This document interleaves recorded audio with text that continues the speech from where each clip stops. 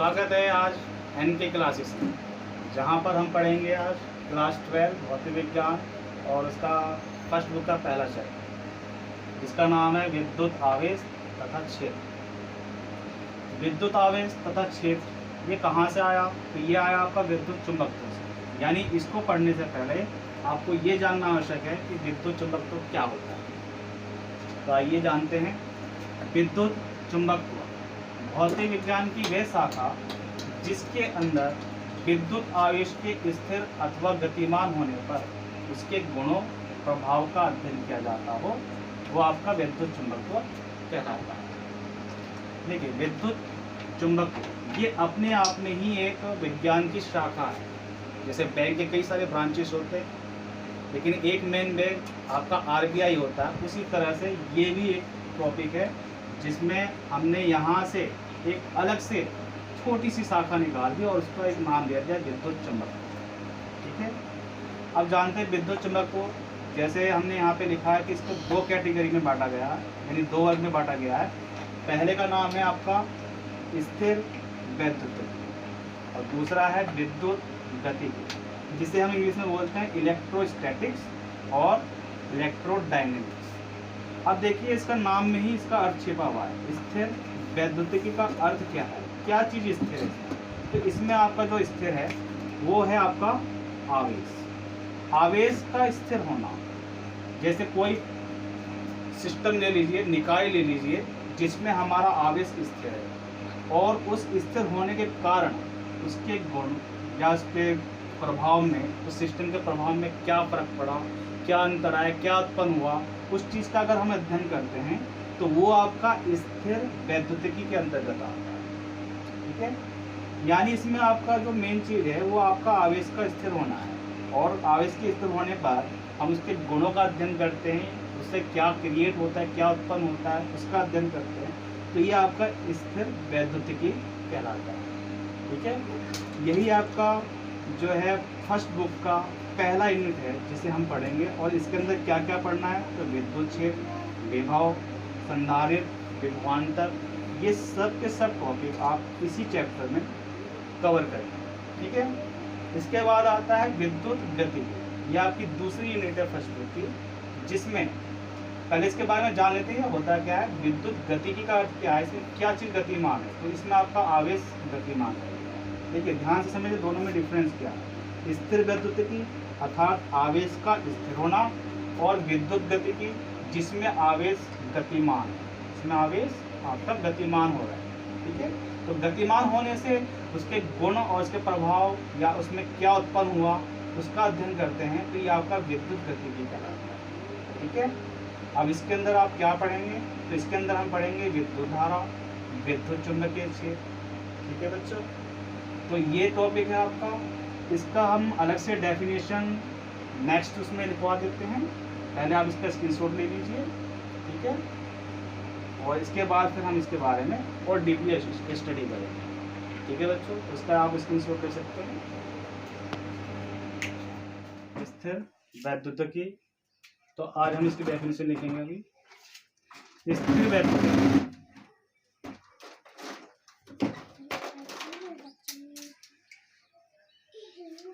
जब किसी निकाय में, जब किसी निकाय, निकाय का अर्थ होता है सिस्टम।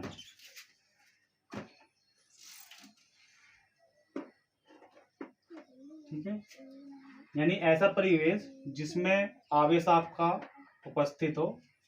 जब किसी निकाय यानी सिस्टम में, ध्यान रखना, आवेश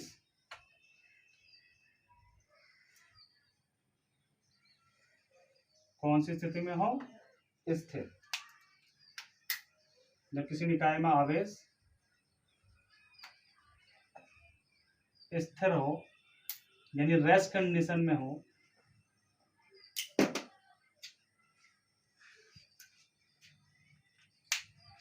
तो उससे उत्पन्न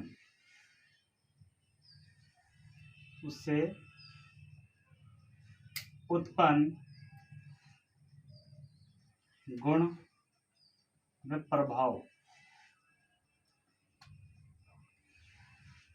ठीक है, गुण में प्रभाव के अध्ययन को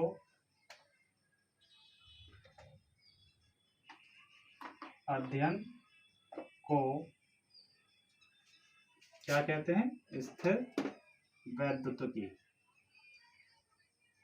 स्थिर वैद्युतिकी कहते हैं,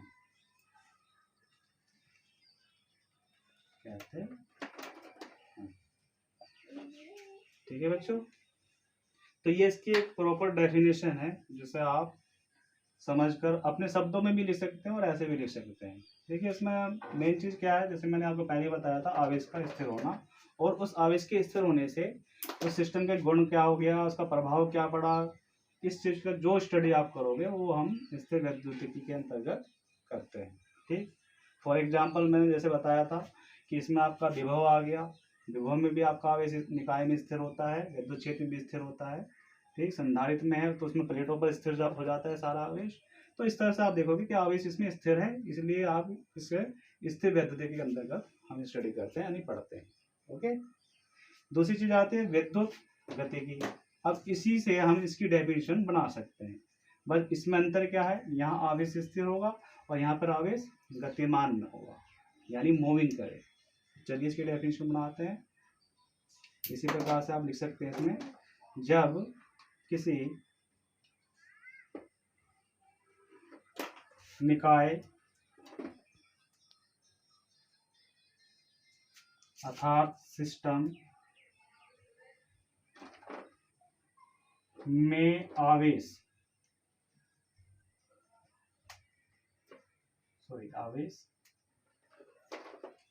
कैसा हो, तो गति अवस्था में यानी गतिमान हो, आवेश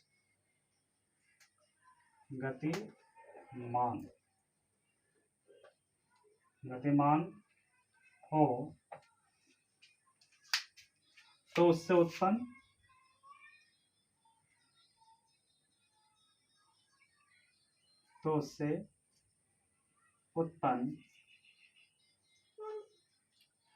गुण व इसका प्रभाव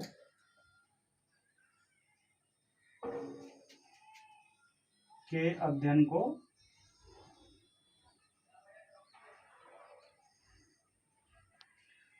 को क्या कहते हैं, विद्युत गतिकी कहते हैं।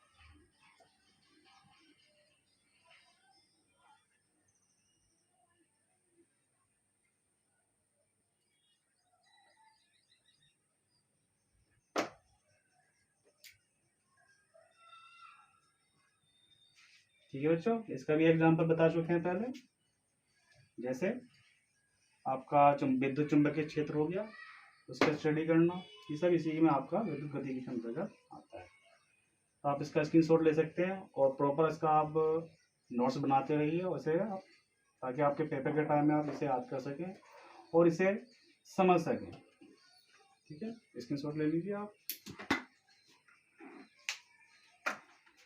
चलो बच्चों आगे चलते हैं। अब हमारा टॉपिक है आवेश। जैसे कि आपने अभी पीछे पढ़ा था कि हर चीज में आवेश आ रहा है। आवेश क्या है, इसको एक बार फिर से स्टडी करते हैं। देखिए इसकी बहुत सारी अलग अलग बुक में देखी जाए तो अलग अलग तरह से डेफिनेशन मिलेगी, ठीक है, लेकिन जो सबसे आसान इजी शब्दों में अगर हम बात करें तो आवेश को हम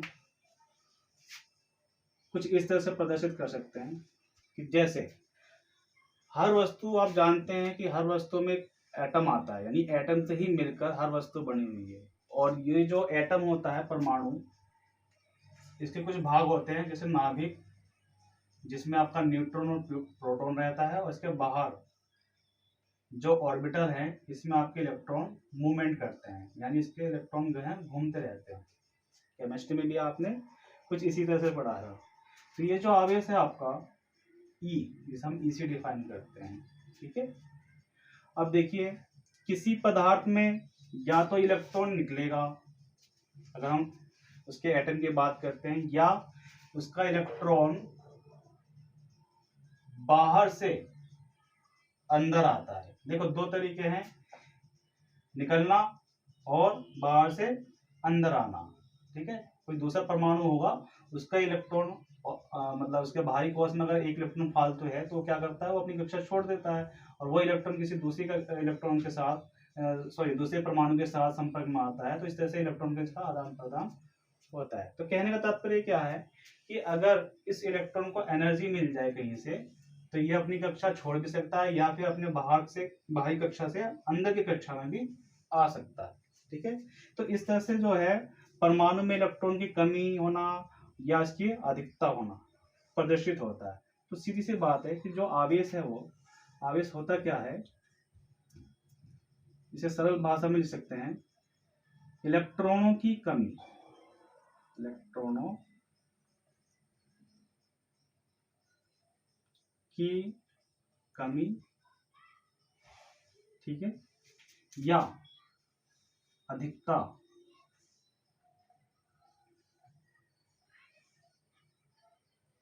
होना, अधिकता होना क्या कहलाता है, आवेश, आवेश कहलाता है। ठीक है, अब इलेक्ट्रॉनों की कमी क्या है, अधिकता क्या है, कि जैसा हमने अभी बताया कि जिस तरह से अगर मान लीजिए आपका इलेक्ट्रॉन किसी परमाणु से निकल रहा है, निकलने का कि उसमें जो है इलेक्ट्रॉन की कमी हो रही है। सीधी सी बात है भाई, किसी परमाणु से अगर इलेक्ट्रॉन बाहर निकल रहा है मीन्स इलेक्ट्रॉनों की कमी हो रहा है। तो सीधी से इसमें एक पॉइंट और लिख देते हैं, इलेक्ट्रॉनों का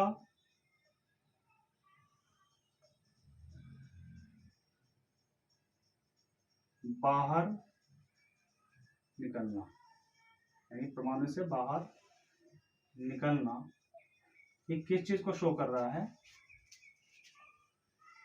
कमी को। ठीक है, इसे हम पॉजिटिवली लेंगे। जैसे कि आपने पढ़ा है कि किसी परमाणु से अगर इलेक्ट्रॉन बाहर निकलता है तो मीन्स उस पर प्लस चार्ज आता है, और अगर इलेक्ट्रॉन अंदर आ रहा है यानी बाहर से अंदर की तरफ आ रहा है तो उस पर माइनस चार्ज आता है। ठीक है, परमाणु से बाहर निकलना मीन्स इलेक्ट्रॉन कमी है तो उस पर प्लस चार्ज होगा, और बाहर से इलेक्ट्रॉन अंदर आ रहा है यानी इसमें अधिक हो रहे हैं, अधिक का मतलब बाहर से आ रहा है, तो इसका मतलब क्या होगा, उस पर माइनस चार्ज होगा, क्योंकि जिस परमाणु पर माइनस चार्ज होगा वही इलेक्ट्रॉन ग्रहण करेगा। तो इसका अर्थ क्या हुआ, तो इसमें एक पॉइंट और बन जाएगा आपका कि इलेक्ट्रॉनों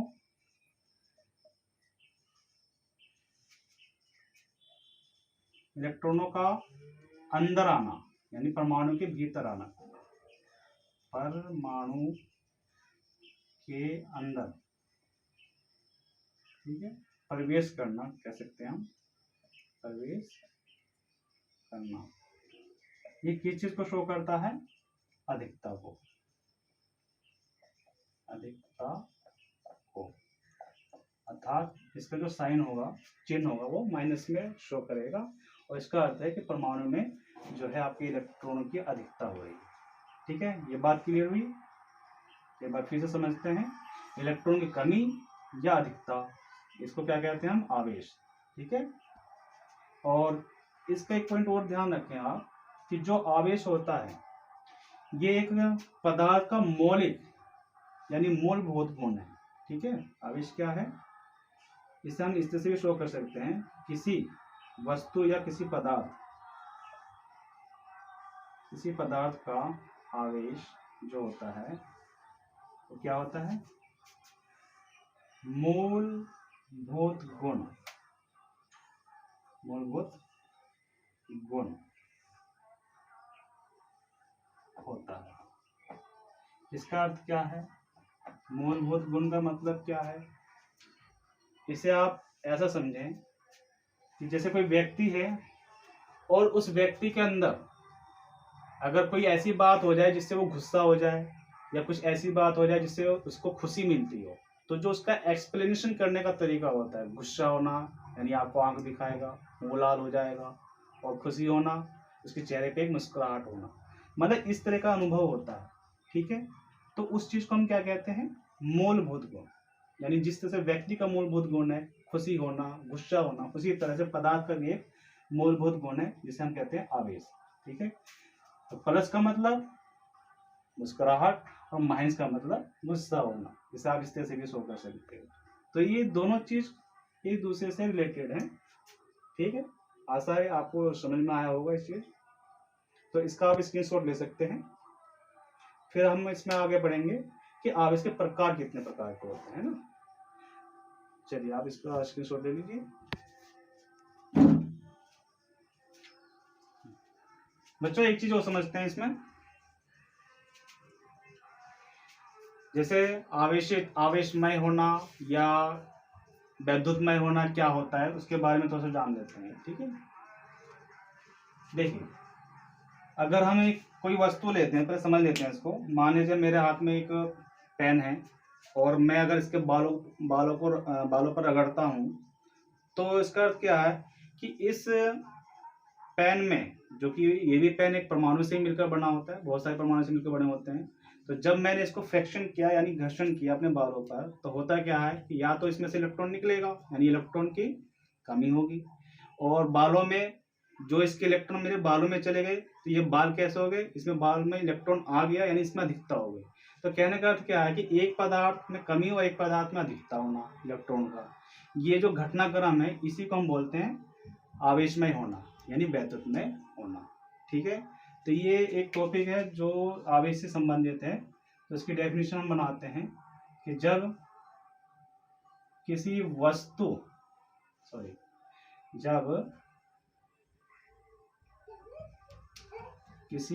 की सतह को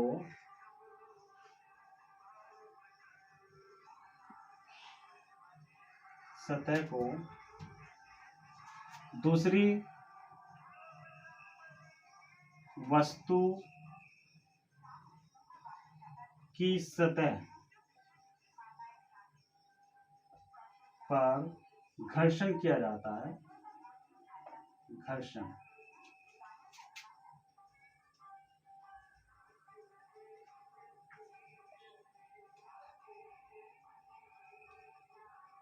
किया जाता है, तो इलेक्ट्रॉनों के आदान प्रदान की घटना को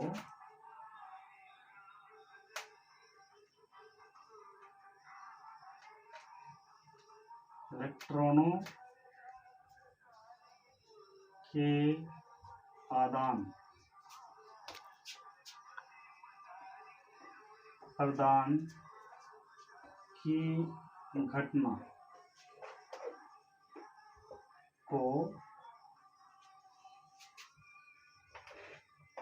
वस्तु का वैद्युतमय होना,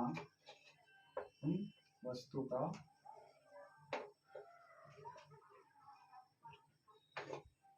वैद्युतमय, इसका दूसरा नाम है वैद्युतमय या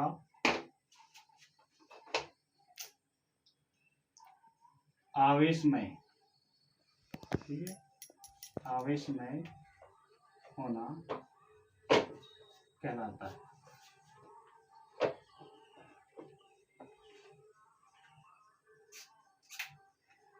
ठीक है, जैसे आप इसका फॉर एग्जांपल लेते हैं, अगर हम एग्जांपल की बात करें,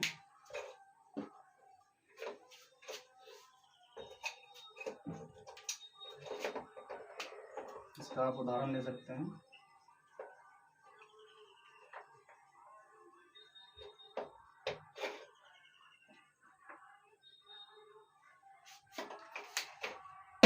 जैसे मान लीजिए आप एक गुब्बारा फुलाते हैं बलून, उसको अगर आप टीवी की स्क्रीन के पास रखें, है ना, और रखना भी कैसे है, आप गुब्बारे को बालों से रगड़ लें और उसके बाद जब आप टीवी की स्क्रीन पर रखोगे तो वो गुब्बारा उस पर चिपक जाता है। इसका मतलब क्या हुआ कि उसमें आवेशों का आदान प्रदान हुआ जिसके कारण जो है वो गुब्बारा उस स्क्रीन से चिपक जाता है। दूसरी चीज ये है कि जैसे आप अभी हमने बताया, जैसे हमने पेन लिया, पेन को बालों पर रगड़कर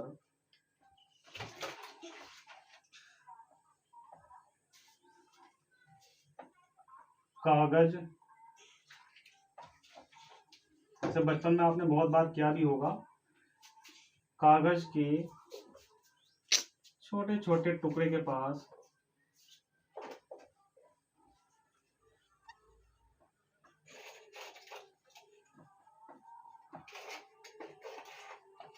ले जाने पर ये एक दूसरे से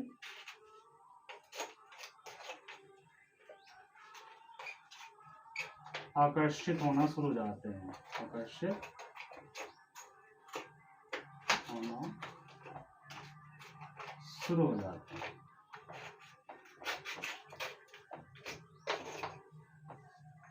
ठीक है, जैसे छोटे बच्चे आमतौर पर करते हैं, पेन लिया और उसे बालों पर रगड़ा और कागज के जो छोटे छोटे टुकड़े होते हैं उस पर लगा दिया, तो वो कागज का टुकड़ा क्या होता है, उस पेन से चिपक जाता है, अर्थात उस पदार्थ का क्या हो गया, आवेशमय होना, यानी वैद्युतमय होना। ये पूरी की पूरी जो घटनाक्रम है उसको हम वैद्युतमय या आवेशमय होना कहते हैं। ठीक है, अब देखो इसी के आधार पर जो है, जैसे कि इसमें एक चीज तो होता है कि आकर्षित करता है, दूसरी चीज उसकी तरफ चला जाता है, तो होता क्या है कि इसमें दो तरह के आवेश उत्पन्न होते हैं। ठीक है, इसी के आधार पर अगर हम बात करें कि जो आवेश होता है कितने प्रकार के होते हैं आपके, दो प्रकार के आवेश जो है आपका दो प्रकार का होता है। ठीक है, कौन कौन आवेश, आवेश कितने प्रकार के होते हैं, तो दो प्रकार के, देखिए इसको कौन कौन से होते हैं। पहला तो होता है आपका पॉजिटिव, जिसे हम बोलते हैं धनात्मक आवेश। ठीक है, दूसरा होता है नेगेटिव यानी ऋणात्मक आवेश, ऋणात्मक आवेश। जैसे